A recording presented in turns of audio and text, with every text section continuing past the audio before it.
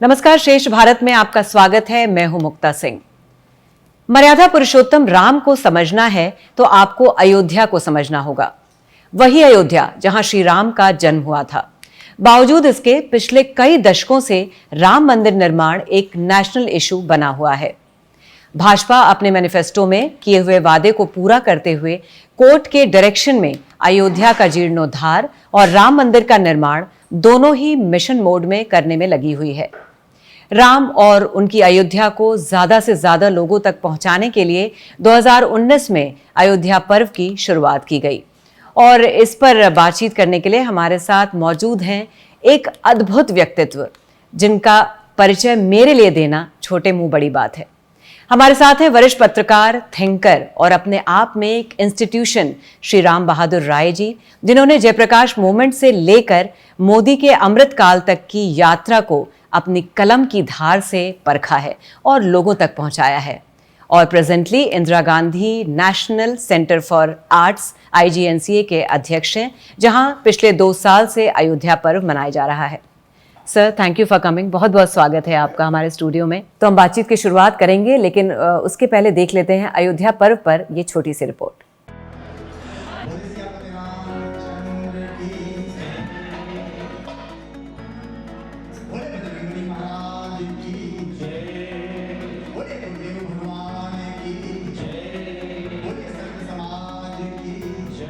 अयोध्या को समझना और जानना चाहते हैं तो देश की राजधानी दिल्ली में 7 अप्रैल से 9 अप्रैल तक अयोध्या पर्व मनाया जा रहा है।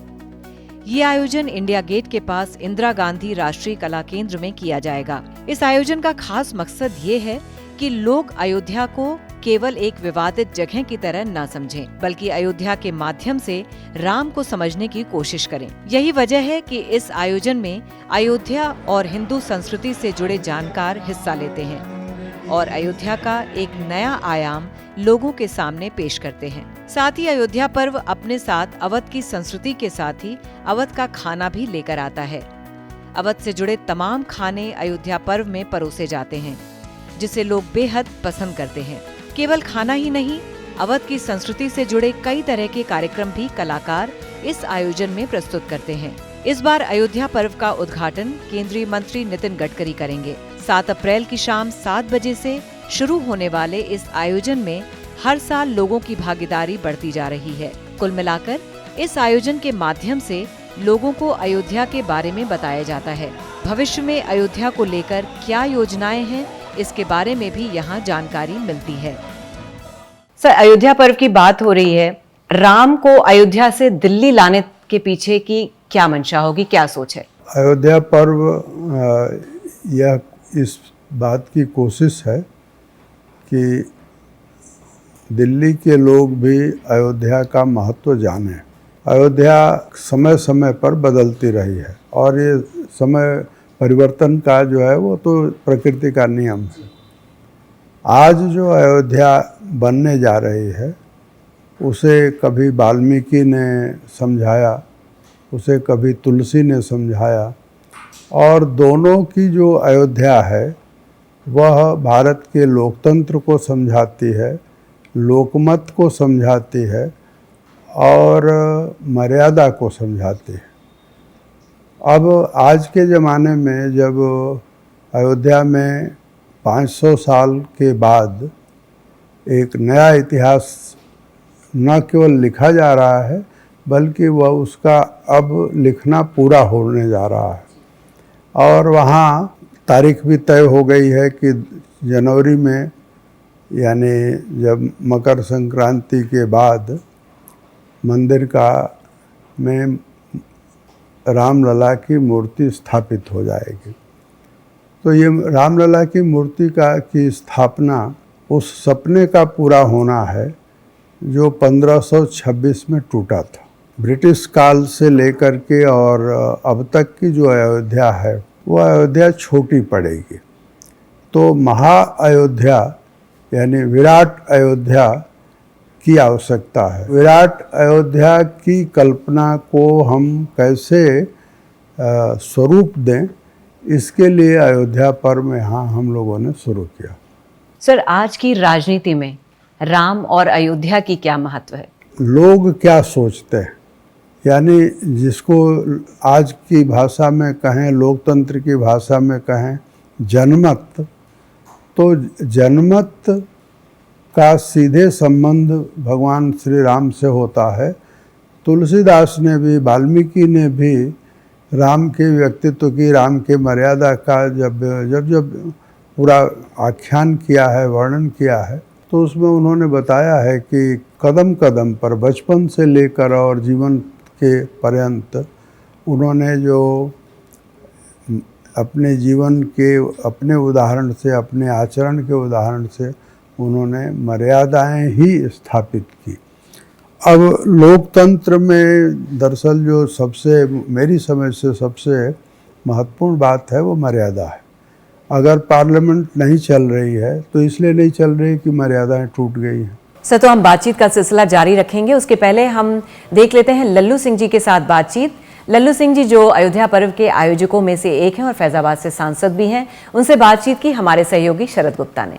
श्रेष्ठ भारत में आपका स्वागत है। मेरे साथ हैं आज अयोध्या से सांसद श्री लल्लू सिंह जी। कई वर्षों से लल्लू सिंह जी अयोध्या पर्व का आयोजन करते रहे हैं। सर, ये अयोध्या पर्व का पीछे आपका मकसद क्या है? अयोध्या की आध्यात्मिक और संस्कृति को पूरे देश में, पूरी दुनिया में एक अयोध्या पर्व के माध्यम से पहुंचाने का हम लोगों ने प्रयास किया। वैसे तो प्रभु श्री राम मर्यादा पुरुषोत्तम हैं। राम राज की जो कल्पना है, उनका जो जीवन चरित्र है, उससे पूरी दुनिया अवगत है। लेकिन अयोध्या के जो महत्वपूर्ण पौराणिक धार्मिक स्थल हैं, भगवान राम से जुड़े स्थान हैं, उनको, और अयोध्या की 84 कोसी परिक्रमा जो अयोध्या की सांस्कृतिक सीमा मानी जाती है, उस पर लगभग 150 पौराणिक और धार्मिक स्थल है। ऋषि मुनियों की तपोस्थली है, जन्मस्थली है।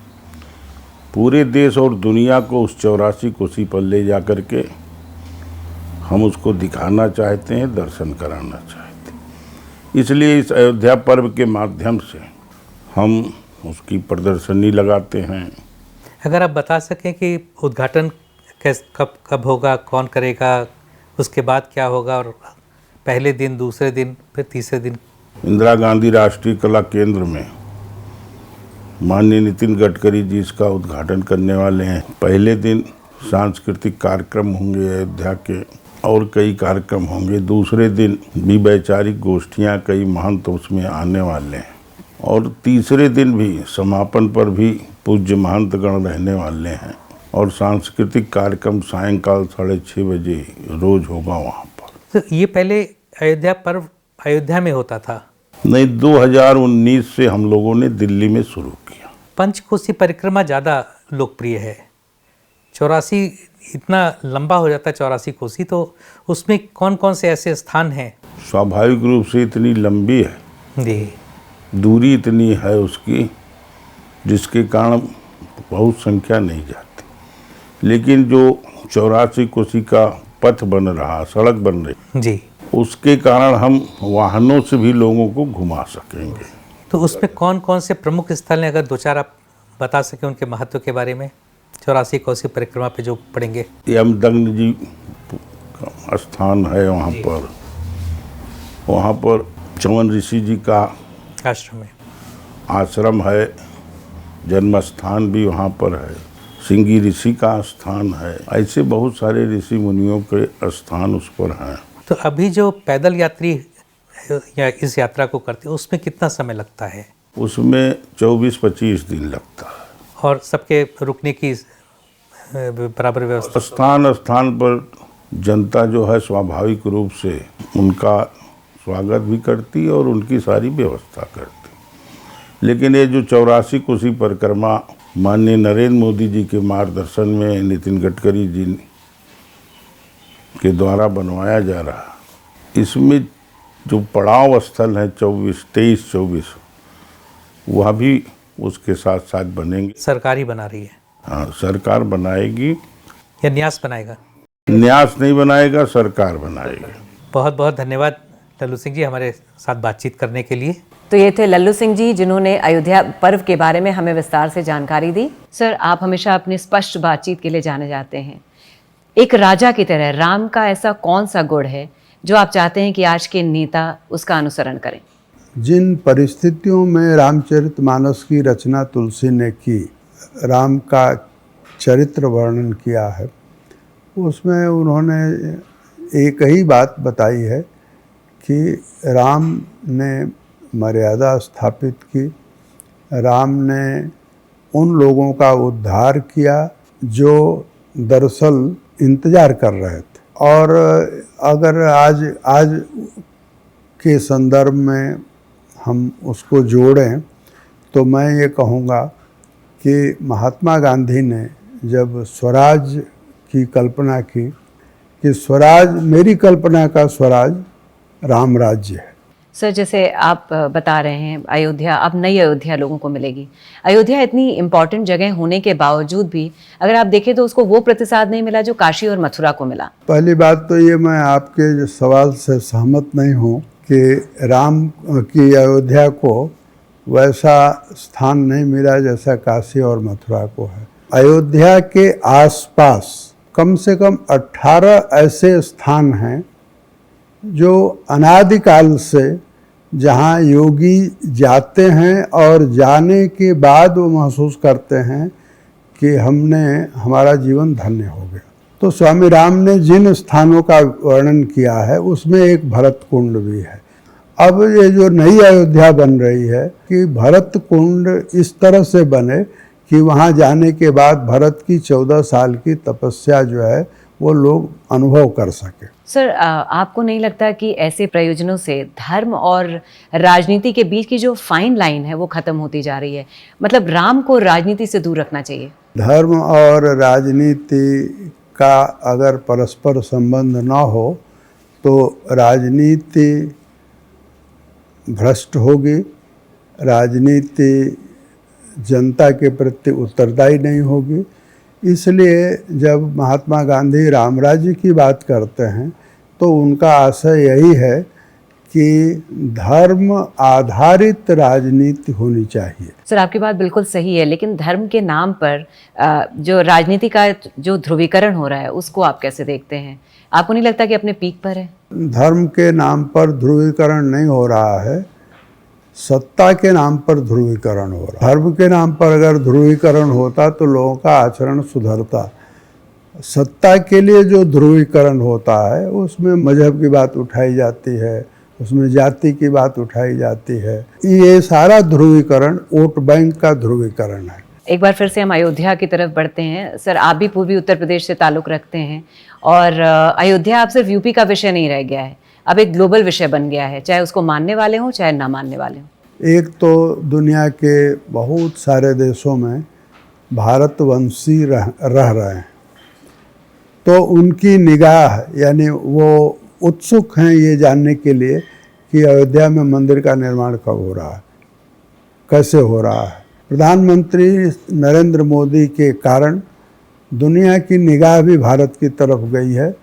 तो अयोध्या एक तरह से कहा जाए तो अब भारत संक्रमण की तरफ नहीं है, भारत नए भारत की तरफ आगे बढ़ रहा है। बिल्कुल सर, चाहे G20 प्रेसिडेंसी की बात करें या दुनिया में 5वें सबसे बड़ी इकॉनमी की, आज़ादी के बाद भारत ने एक लंबा सफ़र तय किया है। तो जैसा आपने कहा कि आपको लगता है कि अगला दशक भारत का होगा? अगला दशक नहीं, यही दशक भारत का है। और अगर आपको याद हो तो लाल किले की प्राचीर से प्रधानमंत्री ने कहा कि यही समय है, सही समय है। सर, आप एक वरिष्ठ पत्रकार हैं, अक्सर हिंदू राष्ट्र बनाने की चर्चा होती रहती है, इस पर आपकी व्यक्तिगत राय क्या है? दुनिया के हर देश में जो बहुसंख्यक होता है उसी की संस्कृति से उस देश की पहचान होती है, और इसलिए भारत हिंदू राष्ट्र इस अर्थ में है, भारत हिंदू धर्म की जननी है, और इस अर्थ में हिंदू जीवन मूल्य जो हैं वो सांस्कृतिक जीवन मूल्य हैं, उसका राज्यतंत्र पर प्रभाव होगा। लेकिन अगर कोई ये कहे कि नहीं, संविधान को आप बदल दीजिए और उसमें हिंदू राष्ट्र की घोषणा कर दीजिए, तो ये पागलपन के अलावा और कुछ नहीं है। सर, आपने इतनी अच्छी और इंटरेस्टिंग बातें हमारे दर्शकों को बताई। अब एक आखिरी सवाल चलते चलते, श्री राम की ऐसी कौन सी क्वालिटी है जो आप आज के युवा में देखना चाहेंगे? आज हमारे यहाँ जो कई तरह के संकट है, उसमें सबसे बड़ा संकट मानते हैं कि परिवार टूट रहे हैं, लेकिन राम से जो कुछ सीखा जा सकता है वह कि पिता का आदेश, माता के प्रति श्रद्धा और भाई के प्रति अनन्य स्नेह, यह वह गुण है जो दरअसल हमको अपने जीवन में राम से सीखना है, और जो लोग भी रुचि रखेंगे वो सीखेंगे। सर, बहुत बहुत धन्यवाद, आप स्टूडियो में आए और हमसे बातचीत की। Thank you so much.